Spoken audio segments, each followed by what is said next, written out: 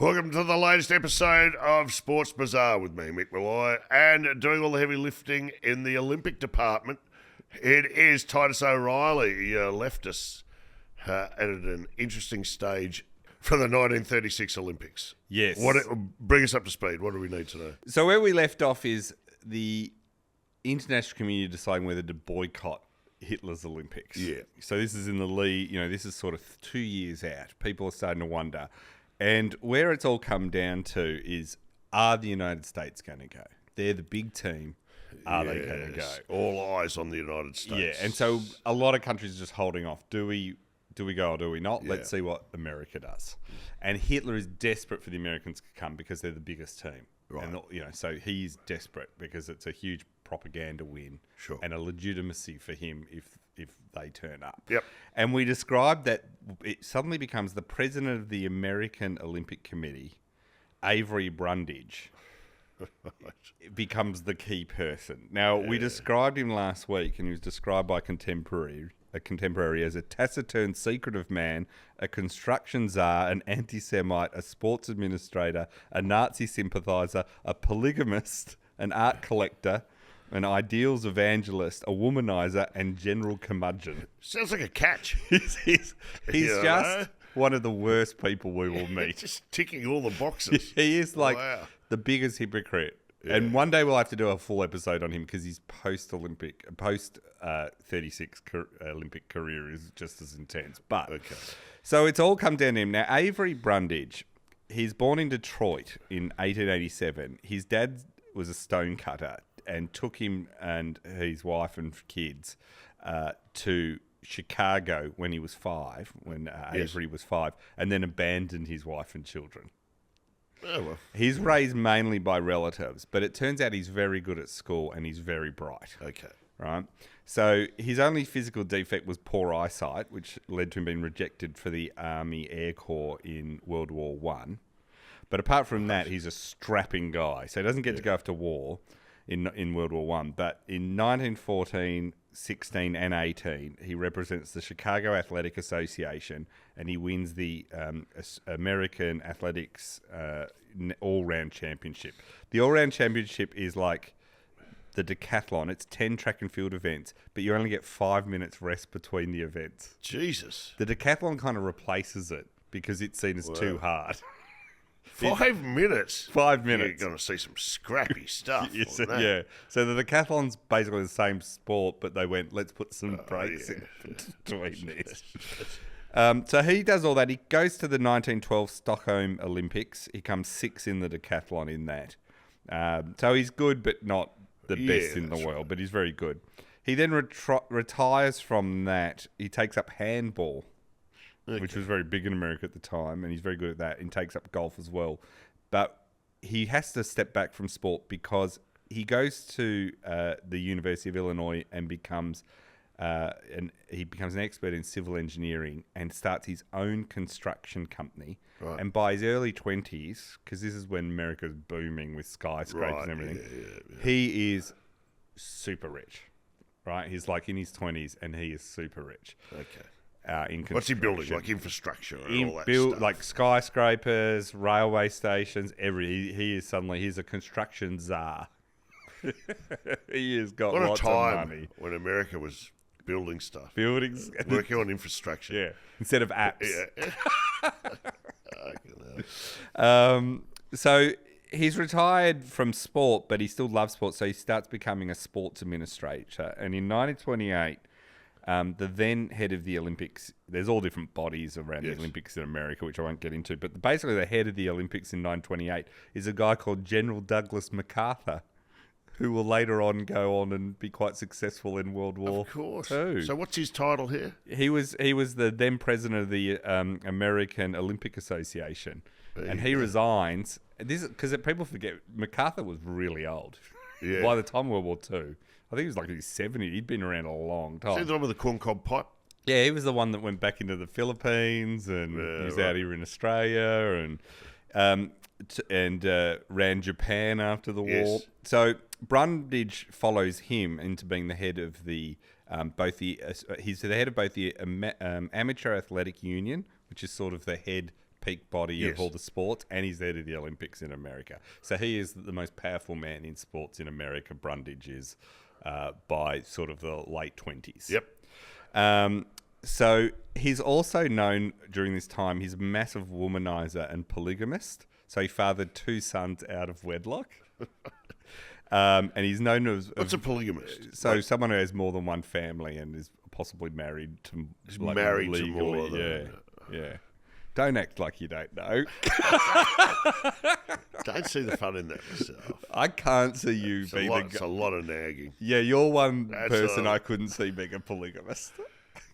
Imagine having to sneak into 2 different houses, drunk and You'd late. forget which house you were sneaking into. Man, that would do your head in. Oh, can you imagine? I don't get even like if you even being a womanizer, that's a lot to remember to keep your lies straight. You and I, it's very simple. Like people go, "Where were you?" I was at the pub.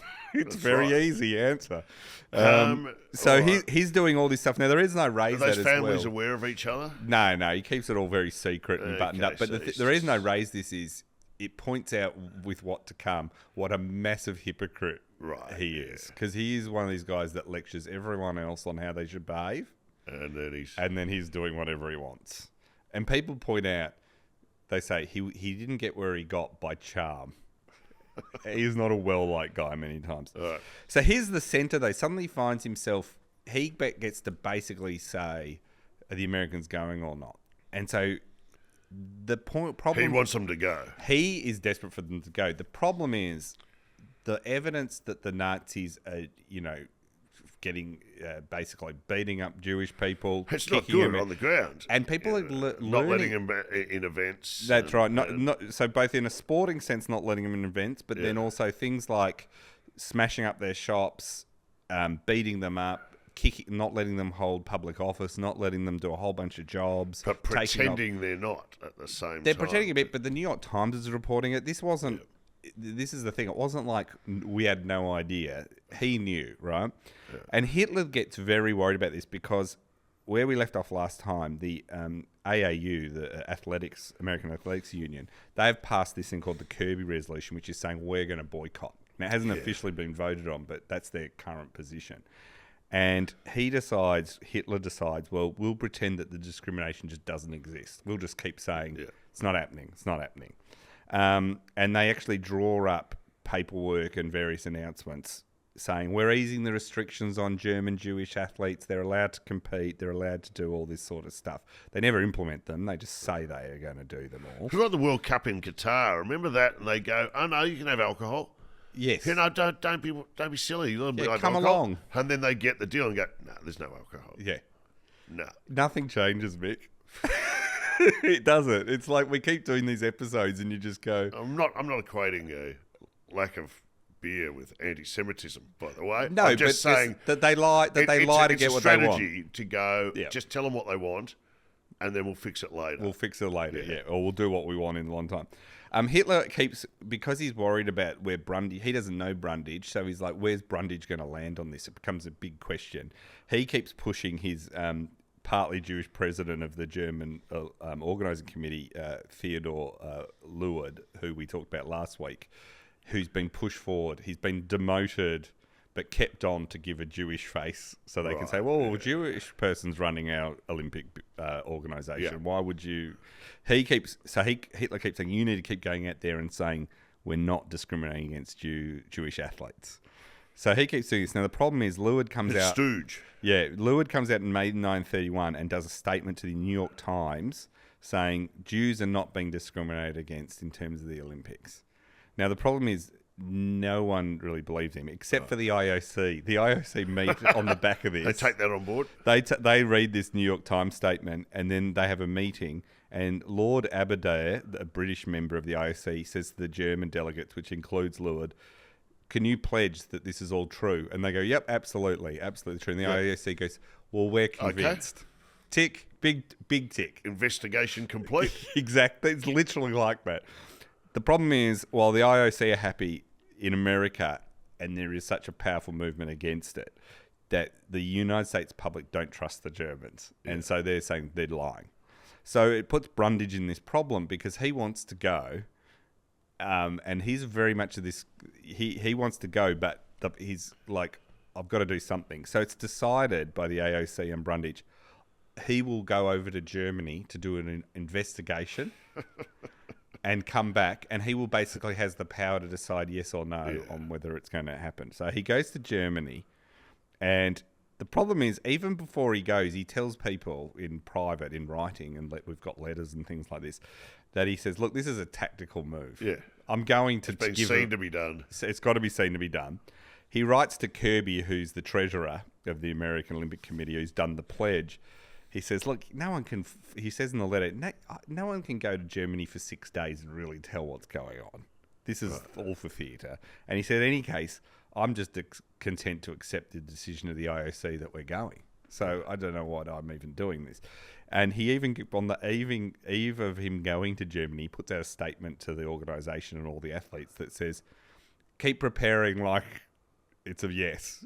Don't stop preparing, right? So he visits, and the Nazis are really worried as he's about to come.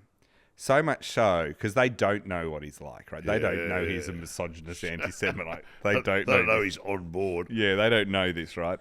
So they announce that, hey, guess what? Just ahead of him coming, they announce, hey, 5 Jewish candidates have made the German team. They suddenly come out and announce, right?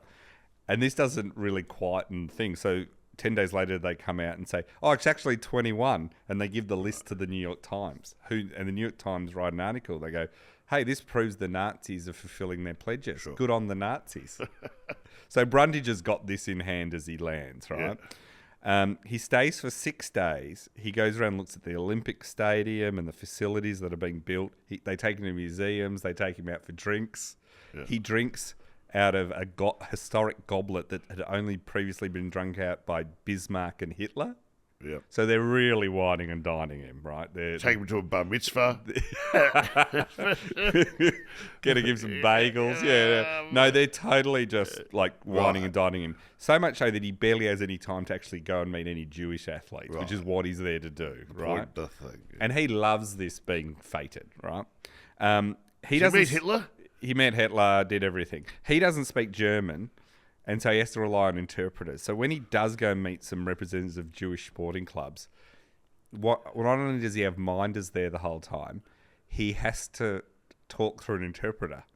So who knows what's being said there. So they pick Jewish people who don't speak English, and they sit and say whatever, and then it gets translated by a Nazi anyway. Going, these guys could not be happier. Yeah, they love the Nazi rule.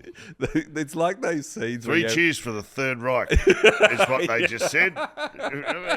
Because it's like they give a 20-minute answer, and the Nazi interpreter goes, "He says he's very happy."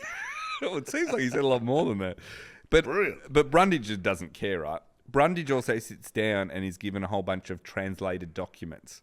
Now he can't read the original these documents. Now Carl Diem, who's the second in charge of the German Olympic movement, he said, I just wrote all these for the press and for Brundage. Like, they're not translated from any original documents, and they were all pledges of how they were working really hard to look after Jewish athletes, right? To give you a sense of where it is, at one point, there is an awkward discussion about that Germans are not allowed to, that Jews are not allowed to join the German sports clubs anymore. Brundage responds by saying, well, in my club in Chicago, Jews aren't permitted either, so I kind of get it. I'm okay with that. Yeah, I can't get on my high horse about it. So you can see how the apathy... That's true, by the way. Well, America at that stage, there's golf courses, there's stuff that you would never... And we'll get into this as we get into like the African Americans in the Olympic team too. They aren't allowed anything. Like, so there is this thing all through it where the Americans are actually going... I don't think we can lecture Hitler that much. That's now, right. I'm not drawing a complete equivalency between the two regimes, but they would point out we aren't really able to get on our high horse on racism. Yeah. Like, these guys get that. They're like, we don't let Jews into our clubs either, and we don't really like them. But like a lot of these guys say, we don't really like them. And secondly, and we get into this in a bit, what about what we're doing to the African Americans? They're Like, do out we the really? back of the bus. Yeah, do we really want to start drawing attention to this? Yeah. So Brundage is very much of that view. He then goes back to the US after this visit and says, I was given positive assurance in writing that there will be no discrimination against Jews. You can't ask more than that, and I think the guarantee will be fulfilled. That's his public announcement, right? Here it is. He then says to the media, anyway, only 12 Jews have ever represented Germany in the Olympics, so it would be hardly surprising if none do in 1936. He says that Jews just aren't good at sport, he says. Which is patently just not true, but he just says it, right? Yeah. Now, 12 days after Brundage has left Germany, the 21 athletes that have been identified, 7 of them are told straight away that they get letters saying, you're not good enough, see you later. And the rest are given sort of training camps but are never selected. Yeah. So that's what's going on. A bit after he leaves, in 1935, the Nuremberg laws are then passed. And these are all the laws that say that it identifies if you're half Jewish or anything like this, you're not allowed in the civil service. It basically takes a lot of the property off Jewish people. So Hitler, even though he's saying this, is still bringing in some very big and harsh anti-Jewish laws. This creates another problem for him suddenly because he's made all those commitments about the Olympics, but then he's doing this in his society, right? So how far away are the Olympics? So now we're up to October 1935. So we're only we're less than a year out. And this could have just waited. And the after United the States Olympics. have not committed yet. Yeah, Hitler just can't wait. He's like, I'm still doing this. Yes. This means the pressure ranches up. The Nuremberg laws mean they all get reported everywhere that now Jewish people aren't allowed in the civil service and they're having property, can't own certain jobs and all and stuff. So suddenly it becomes a problem that the IOC now have to go and do a visit. And Henri de Ballet-Latour, who's the IOC president, he goes and visits because of these changes to Nazi politics. Now, he meets with Hitler directly, and Hitler says, all these accusations are just false. They're just made up. Relax. Calm down. Now, Ballet-Latour says, look, this is just a tactical visit anyway to make the international public feel like I'm doing the right thing, right? Yeah. Now, he's known for 2 years what Hitler's up to and been willfully ignoring it. He's not about to start paying attention now, right? He is also planning to tour the United States. The Germans say, we'll pay for you to do a tour of the United States to talk about how great we are. This is to the IOC president. He says, great, I'll do it. Brundage hears about this and says, do not do that because we want less talk about the Olympics, not more. We're trying to calm it down. Right. You coming and touring is just going to stir them up, right? Yes. Ballet-Latour then comes and does media after his visit with the American press. And he says, there's no grounds for taking the games away from Germany. Everything is in order over there. I've been. It's great. They start asking him about all the various things. So they say, the New York Times says to him, well, the Lakeshore Swimming Club of Chicago went over there and for a practice. And they found at the entrances to the pool, there were slogans saying, Jews not wanted there.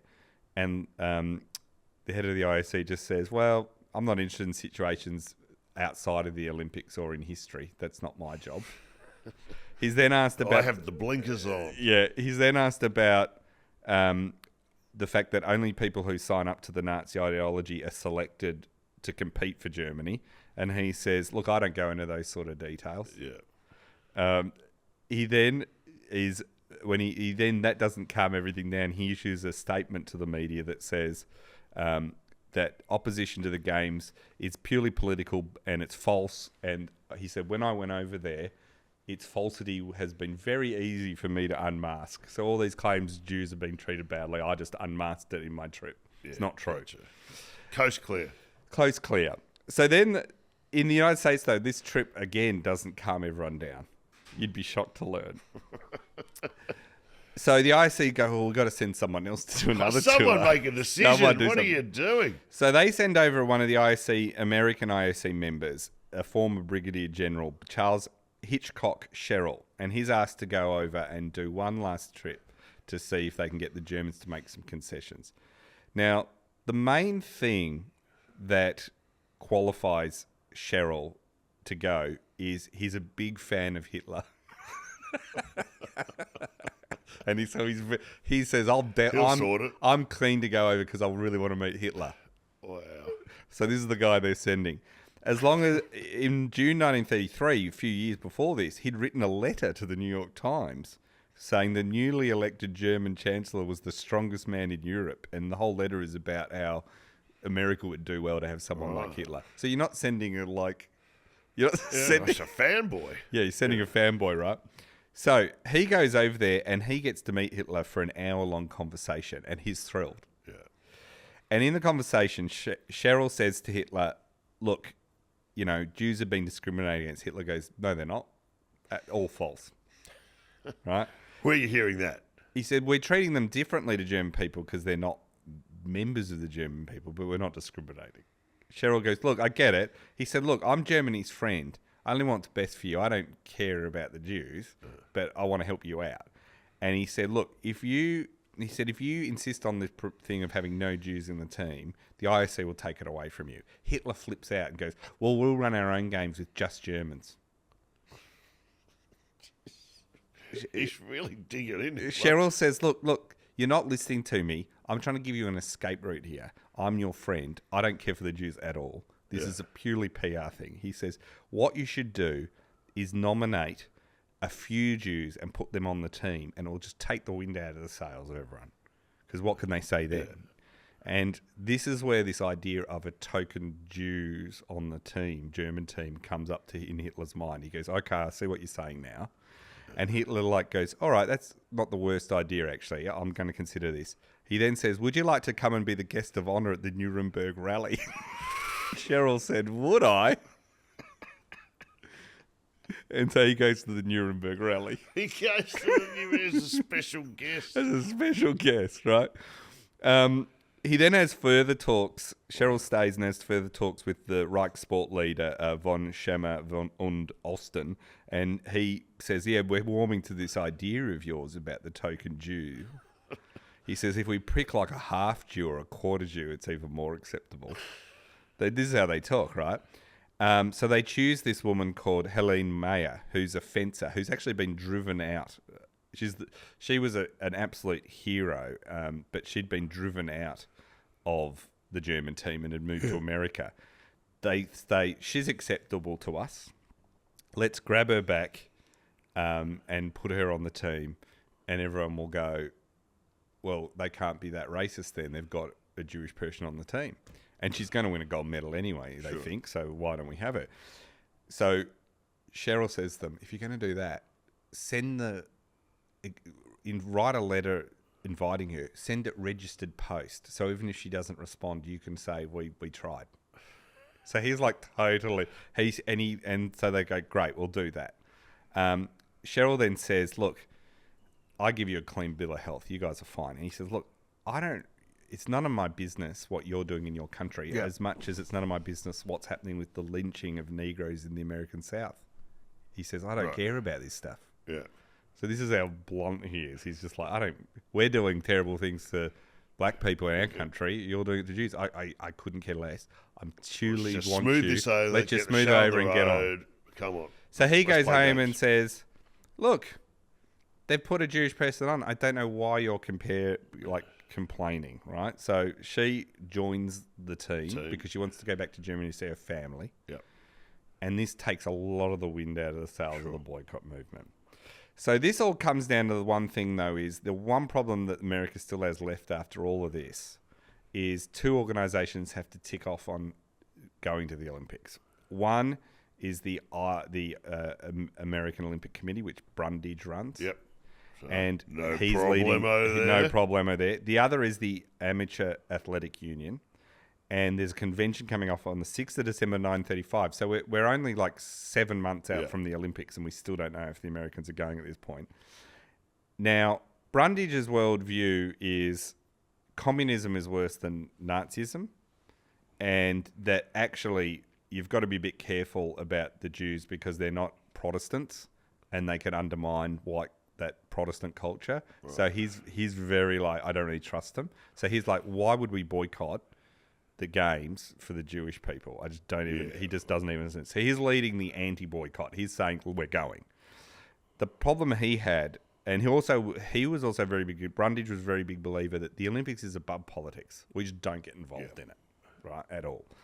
Now the problem he had is the AAU. They had appointed a former judge called Mahoney. He's former Supreme Court Justice Jeremiah Mahoney as the president of the AAU. Now What's his story? He comes out and says he's Catholic, very strongly Catholic. The Catholics do not like Hitler at this point because he's very anti-religion. He comes out and says we should be boycotting. So you've got the two organisations completely at odds. Loggerheads. And they're in the media both making their arguments ahead of this meeting. He's like, we shouldn't do it. He's got all these people. Now, Mahoney's leading a whole group of people, which include newspaper editors and anti-Nazi groups that are ramping up against this. He says it's a total racial discrimination is against Olympic rules. It's in all the papers. The Congress start talking about this meeting. Yep. He says if we go, it's giving legitimacy to Hitler, and we shouldn't go. Brundage comes back and says in the media, this is a Jewish communist conspiracy to keep us out. We should not. He really has fallen into line with the Nazis, hasn't he? Jewish groups come out and say this is terrible. They start a huge campaign ahead of this meeting. Frederick Rubin, the secretary of the US Olympic Committee, is on Brundage's side. He says the Germans are not discriminating against Jews. The Jews are limited because they are not good enough athletes. So this is the debate in the paper, right? Yes. African American newspapers come out and where do they stand? They say we want to go. Yeah. If we send African Americans, we'll prove the Aryan superiority is a myth. So we want to go. And in fact, Jesse Owens and several American teammates, African American teammates, write to Brundage directly and say we want to go. So it's really confusing of where everyone stands, right? Yeah. There's a bit going on here, isn't there? So, and that's very embarrassing to Hitler.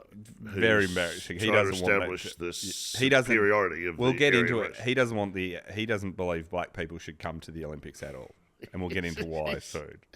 He's got a few on his list, hasn't he? He has a very. He's put a line through a few. Yeah, he really is. He really has. The trade unions are against going, so they're campaigning. All the Catholics, as I said, were for it. Franklin D. Roosevelt, the president, doesn't get involved. Yeah. He sticks to the neutrality of the Olympic movement is separate. What's the public? What are they thinking? The public are probably leaning towards don't go. So the public are mixed, but the polls will show there's a slight edge. It's pretty 50-50, but slight edge to boycott. We should boycott. We should not go. Roosevelt is worried about, because they're neutral. Remember, they don't get into the war until Pearl Harbor. They're trying to play. So he's like, I'm not getting into this debate. Yeah. So he claims it's all things. But the US ambassador to Germany and the US ambassador to Vienna in Austria, they both come out and say, we shouldn't go. The Germans are absolute Feels like people. That's the way it's leaning. Yeah.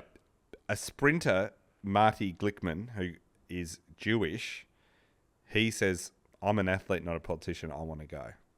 So you got this really confusing mix. Sure. So the meeting is about to happen, and a guy who is an IOC member, he's the third American IOC member, and we haven't heard from him yet because he never goes to meetings.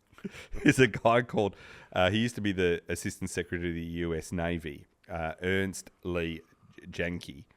He comes out of nowhere ahead of this meeting and says, we shouldn't go. And Brundage is furious, and the IOC are furious. It's not looking good. Because he's one of their own, right? So Brundage is worried because the meeting's the next day and they're going to vote on whether to go, the AAU are. So he has a secret meeting with ahead of this with the IOC president, Ballet Latour, and says, you know, if you were to let just the American Olympic Committee tick off on athletes and we didn't require the AAU, then however they vote tomorrow doesn't matter. Right. Because got to go around them. We'll just go around them. Would you be amenable to that? Who's he said that to? To the head of the IOC, president, Ballet Latour. It says, you know, the one way to fix this up is to take the power away. Take the power away. Would you be open to that? And Ballet Latour telegraphs back, absolutely, if you need me to come over to America and do this, I'll do it. So it's been stitched up before the vote anyway. It's happening. The problem is they still want the vote to go their way because it will look better. Yes. So the night before, the day of the vote, in the afternoon, Brundage realises he doesn't have the votes. So he keeps the debate going.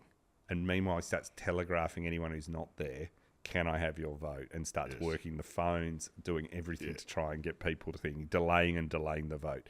He delays it till the next morning. And in that time, he's managed to secure quite a few more eligible votes. One of them is a guy called Ernst Schmitz, who's the head of the American-German Athletic Union, who's later arrested as a German spy, but he gets his vote. He's got the German spy's vote. In the end, the vote lands 58.25, because certain organisations have different weightings of votes, to 55.75. Just 2.5 votes are in it in favour of going. All right, done deal. Brundage has won. Mahoney has lost. Mahoney wins all the delegates, but Brundage gets all the sports organisations. So he gets the Amateur Fencing League, he gets the United States Amateur Baseball Association, all these groups who aren't even in the Olympics. Right. Like the Baseball Association aren't in the Olympics. Yeah. But he gets their vote, and he gets the German spies vote, and wins by just 2.5. He's cooked the books. And he's already made this vote null and void anyway. He wins, and in winning, he then declares that anyone who was anti-Olympic and voted the other way has to resign from the organisation. Mahoney leaves straight away, steps down. Anyone who doesn't step down is voted out over the next few months. Jeez. It's a full purge. Yeah, that's right. So Brundage is spill now... of all positions. Yep.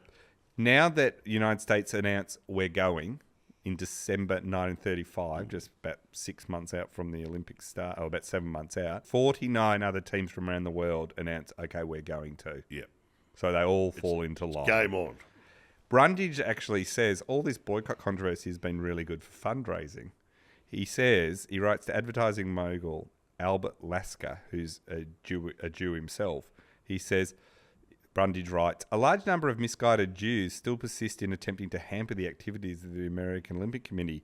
The result, of course, is increased support from the 120 million non-Jews in the United States, for this is a patriotic enterprise. So he's writing to him saying, hey, the Jews can keep complaining, but you're just helping us raise money. Yeah. Right? Lasker writes back to Brundage, you gratuitously insult not only Jews, but the millions of patriotic Christians in America for whom you venture to speak without warrant, and whom you so tragically misrepresent in your letter. They're off to, it's all officially going ahead now. Brundage, there is now a meeting of the International Olympic Committee. Brundage is not on the International Olympic Committee. He is on the American International Committee. Ernst Lee Janke, who's come out, remember, and said we shouldn't go, who's on the IOC, he is now voted off the IOC. And the man elected to replace him is Avery Brundage. Oh, God. So as payoff for getting America to the Olympics, he's stacked the deck. He will stay as IOC president into the 70s and end up as president. So he will have a long career, but he is on for getting... So when you wonder why he's so keen to get America to the Berlin Olympics, the IOC reward him straight away. There it is. His first committee meeting, he tables on the agenda that women athletes entered to the Olympics should be subject to a thorough physical examination to make sure they were really 100% female. That's his first... Because he believes all female athletes are really men. He actually believes this. Ow. That's his first ever thing. Well, they did like the Pope's testicle check or something. What are they doing? Exactly. That's his first thing. That's the first thing he said. We're going to pop the hood and see. At a town hall meeting, the Reich Commissioner for Berlin, Julius Lippert, makes a speech. He presents Brundage with a commemorative medal because he's got the Olympic. He's going to get Americans to the Olympics. And Brundage gets up and says, "No nation since ancient Greece has captured the true Olympic spirit as has Germany." Now, it was found out many years later, after his death, in his papers, Yes. after the Olympics in 1938, Brundage has a letter from Hans von Schumer und Osten, who's the president of the German Olympic Committee. Yes. He's got a letter and it says to Brundage that your construction firm's been chosen to help build the German embassy in Washington because of your friendly attitude towards German sports. Well, this is a grift. It's a This total whole thing is... Now, his biographer, Alan Gutman... It's like Trump getting a Trump Tower in Moscow. Exactly. Stuff, It's isn't it? exactly like that. This is incredible. His biography, Alan Gutman, writes of Brundage, when asked about this, says, look, let's be honest. Brundage, you could say it's a bribe, but to be honest, Brundage didn't need a bribe. He was already all in. Yeah. That was just like continual, Sure. like they were just helping each other because they both liked each other, right? He wasn't doing it out of a bribe. He just wanted to help them. He said that it Making FIFA look like amateurs. Yeah, he said, believing Brundage would need it to be bribed makes as much sense as believing Bill Clinton would need to be bribed to support Hillary for senator. So he's like totally of his interest, right? Whatever happened, though, with all of this, whether it was a bribe or not, Hitler had his Olympics and he was just dead set on using it. Mm-hmm.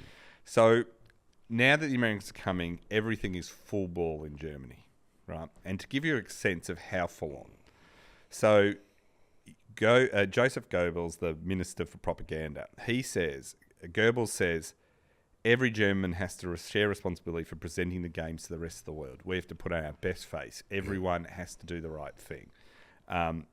So his ministry gets right behind it. They introduce colourful posters and imagery and all this dynamic stuff that no one's seen before, right? They go, we need to advertise these games like you've never seen. Sure. So with the German Railway Publicity Bureau, they create a publicity commission. And the reason it's the railways is they're like the planes of the day. It's like Qantas or American Airlines running a campaign. Loads of people flying through there every day. Yeah. So they pour all this money. They set up 44 foreign offices in 40 different countries to just do propaganda for the Olympics in the lead up. Like it's like a mini embassy kind of thing. They do posters throughout the Buenos Aires metro system. They have an airplane bearing Berlin Olympics decorations, do stunts above the city of Chicago. Yes. Like they're doing all this sort of stuff. They send out over 4 million pamphlets to dozens of countries. They churn out so much stuff people don't even know how much went out. Carl Diem creates an Olympic news service. It's got a monthly newspaper sent to all Olympic-connected offices in the world and to all the press. It publishes 25,000 copies per issue and is printed in 14 different languages. Full on. They have other magazines come out. Another magazine called Olympic Games 1936. It runs at 88 pages. Coca-Cola sponsor it. Yep. It goes to 60,000 copies are sent out. 200,000 posters are sent to 35 countries. 35,000 pamphlets are sent out for free to all countries, including postcards as well. And people don't even know how much went out. They then say, we need to get journalists here. Journalists, we need, right? We need them here. They entice 3,000 reporters to come to the games. It's more than the 3 previous games combined. There you go. From 59 different countries. 125 accredited photographers come. They produce 16,000 images. They AGFA invent colour photography and introduce it. 105 international radio reporters get complimentary housing in Berlin, and they get translators, guides, and all the press credentials they need. And then at the Reich Sport Field, they all get soundproof booths, they get transmitting cables, and they get long-distance phone lines, right? So radio becomes a huge thing. The German broadcasting company creates a radio program called Olympia that educates people about the history of the Olympic Games and sends that out around the globe. So people are being highly organised. They're highly They're organised. really pushing it. Now, radio at this point is not an international medium. The Germans invent it. So what they do is they come up with all the shortwave technologies, all the various things. They start training everyone who they want to call it. They have at all times 15 to 20 announcers of German radio sat at their microphones waiting for their cue to begin doing their sport. In order to accommodate all the foreign broadcasters, 68 transmission facilities are built at various locations around Berlin, and there's a central point where all these 68 remote stations feed into, named the 40 Countries Exchange, which is actually at the Olympic Stadium below Hitler's platform. Yep. And that pushes it out across 50 different languages to all these countries. And so it's this huge technology thing. Sure is. The exchange is 21 meters long, right? It's like a switchboard. Yeah. It's got 10,000 contacts on it. And so they can send this anywhere in the world. They introduce new microphones that can be heard better than anything else. That means you get the same quality of sound whether you're in Sydney or Rio de Janeiro or London. Yep. When it's not live, they're recording events on shellac, and then they can play replays later, which is new. And so more than 300 million people on all the continents follow the Nazi Olympics, right? That's how big it is. It's the first game that's truly global in real time. They introduced TV. TV is not very good, but there's about 8 places you can go watch it in Berlin. Watch it. So households don't have it. No. They then announced that they are going to make a film called Olympia. Now, this is by Leni Riefenstahl, who made Triumph of the Will. You're waiting for her. This will be pretty positive, I'm guessing. So if you don't know, and I know you know, but she has made Triumph of the Will, which is about the German rallies, the Nuremberg rally. The go-to propaganda film director. Yeah, and she's got favourite. such a mixed... a total enabler and believer in when it suited her of the Nazis, but everyone will also say her filmmaking is insanely good. Like everyone to this day copies all her style, even though her content was morally horrific. So she's got a really terrible person, I believe, in many ways. Now Hitler likes her so much, he gives her an open check basically to do this film Olympia, which is going to track the torch relay and the opening ceremony and the Olympics, right? No one, not even Goebbels, there's a propaganda minister, is allowed to interfere with it. Goebbels is so annoyed, he fights with her all the way through. What's he annoyed about? Because he wants control of all messaging and she has no control of her. So, and she hates him. So they argue in public all through the Olympics. People watch them argue, scream at each other, right? Wow. She is given 2.8 million Reichsmarks to shoot the film. She's paid 250,000 marks herself, which gets increased to 400,000, which is huge amounts of money. Good coin. But she brings in techniques. She improves the quality of the image, the volume of footage. She shoots everything. And she does all this amazing choreography. Now, she gets to, before it starts, she builds a crew of 80 cameramen and assistants. And she comes up with all this new equipment to film sport. And so they have to spend 6 months just learning to shoot with it. For instance, one thing takes 6 months to learn how to use these new special cameras that can go below water for the diving. Yeah, right. She invents that. Okay. She invents dugouts that are low in the ground so you can then long jump and you get these new angles. So she invents all of that. She invents tracks that the cameras can run alongside the athletes. Mm-hmm. She brings in slow motion and all these sort of things, close-up images. So all the things people use to now, she comes up with. At rowing events, she has a 100-metre platform along the rowing course, along the water, that she can put a car that tows an automatic camera. Right. That's brilliant. Yeah, so she does all this stuff, right?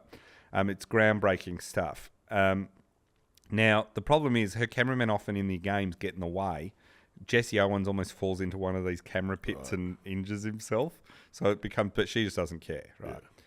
Yeah. She doesn't care about all of it. So she also has 2 photographers that follow her every step to take photos of her working. So she knows propaganda as well, right? The thing is, she's well known in the German Reich, and during the Olympics, members of the audience like mocking her because they see her as like a vain woman, right? Which she is. Yeah. So they was like, while she's filming the Olympics, the people in the crowd, this happens numerous times, go, Lenny, show yourself. And she comes out and like does a little curtsy and a pose, right? And they all yell out, "Boo, you old cow, you old cow." She's fallen for it. She's fallen for it. She's copped it. The documentary Olympia ends up That's being good hijinks from the crowd. great hijinks. It becomes 4 hours long. She shoots 400,000 meters of film. The editing takes 18 months for it to actually come out. It's a huge hit in Germany. Other things that the Germans do is they improve technology for the event. So there's been no real technology up into this. So for the 100,000 spectators in this new Olympic stadium they've built, Yes. Hitler says, we need to have loudspeakers and everything. And they go, absolutely. But the problem is loudspeakers echo inside, right? So the Germans, because they've done all their Nuremberg rallies, invent the technology that means that these speakers all simulcast and don't echo and do all this. So stuff that's used to this day in sport and music and everything, concerts, they invent for this. Yeah. They spend millions of dollars in all these ways of improving other things to do it. So, for instance, they introduce technology such as photo finishes. So they take shots that it takes 10 minutes for it to be developed. But if there is a photo finish in the swimming or the racing, they can actually go to the thing. They invent that. They invent a very early computerized scoreboard for the diving events to display the judges' marks. And they come up with an electric hit registering apparatus for fencing. So they invent that. Yeah. So all these things that this is cutting edge. They have invented all of it. The Olympic flame has appeared at the 1928 Amsterdam Games for the first time, and then at the 1932 Los Angeles. But both of them, they just light it in the stadium. They fire it up, and it's light it, and it runs for the whole thing. Yeah. The Germans decide, wouldn't it be a great propaganda exercise if we lit a torch in Athens and ran the torch through a relay all the way to Berlin? They invented the torch relay. And Hitler hears this idea and goes, I absolutely love this idea. And why does he love it? So he loves it. So Carl DM comes up with the idea. He loves it because it links Germany to the ancient Greeks, which he says he loves that, and he believes that the Germans are the inheritors of the ancient Greeks and the Romans. He says we are like them. We don't believe in this Christian sort of the meek will inherit the earth. We are like the Germans and the ancient Greeks, which is might is right kind of thing, and I want to link them to it. He chucks all the money towards it. The torch is made by Krupp, which is the German company that builds all the weapons. It's a weapons manufacturer. They build it. In fact, Alfred Krupp is arrested as a war criminal after the war for employing prisoners of wars and people from concentration camps to build all the stuff. But they build, and on the torches that go on the run, it has Krupp written on it. Right? So is this thing. They have to invent this magnesium torch so the flame doesn't go out. They invent that. The route itself, they realise to get from Olympia where they want to light it, it could be tricky because it's quite steep. So the Germans pay for a road to be built to get it down off Olympia, the mountain. Yes. The organising committee say, we're going to use this to show how we can organise an event, anything better than anyone else. But we are going to pick 7 countries to run through from Germany to get to Germany, right? So they decide...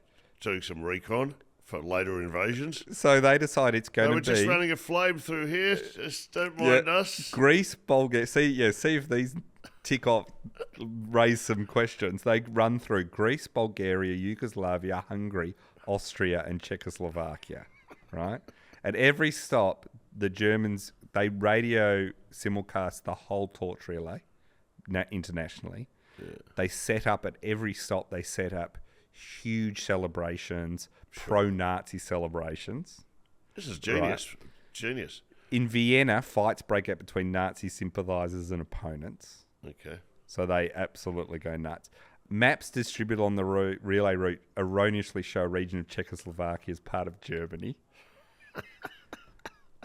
When the relay reaches German soil, only runners who are blue-eyed and blonde are allowed to carry it. We'll take it from now on. No women carry the torch on the whole way. It's only men. Who did carry it? Were they celebrities or were they those fated by the all Nazis. sorts of people. There were Nazis, there were athletes. They picked people. They picked people that like suited them, and they picked people who But it was a Looked bit the more part. than that. It was often politicians and stuff. But for instance, one of the in Austria, which Hitler later just completely annexes, but one of the politicians who runs it is anti the Germans taking over Austria, funnily enough.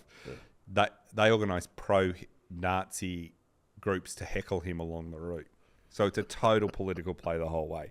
Now, Hitler says of the relay, Yes. the sport of knightly battle awakens the best human characteristics. It doesn't separate, but unites the combatants in understanding and respect. It also helps to connect the countries in the spirit of peace. That's why the Olympic flame should never die. Just a few years after the torch rally goes in, all the countries that have gone through, Greece, Bulgaria, Yugoslavia, Hungary and Czechoslovakia, are invaded and taken over by the Nazis, and Austria is enveloped whole and no longer exists under the Nazis. So this is the first example of the Olympics literally uniting countries. Correct. Wow. So as that's happened, That was a little heads up, wasn't it? it was He would have known at that he stage. totally knew what he was doing. They selected the countries for this propaganda use. They knew everything they were doing the whole way through, and the Olympics let it happen. So when we come back next week, really we're going to get to the games? world is starting to show up for the games, Yes. and the Nazis put on a display the likes of which no one has ever seen before, and some of the both most depressing things ever happened, but also some of the funniest stuff ever happened, because it is just bonkers. It's off the charts. It is off the charts what is going to I come love it, next. mate. You've set the table. We cannot wait to get involved next week. We'll boot this home. Very excited.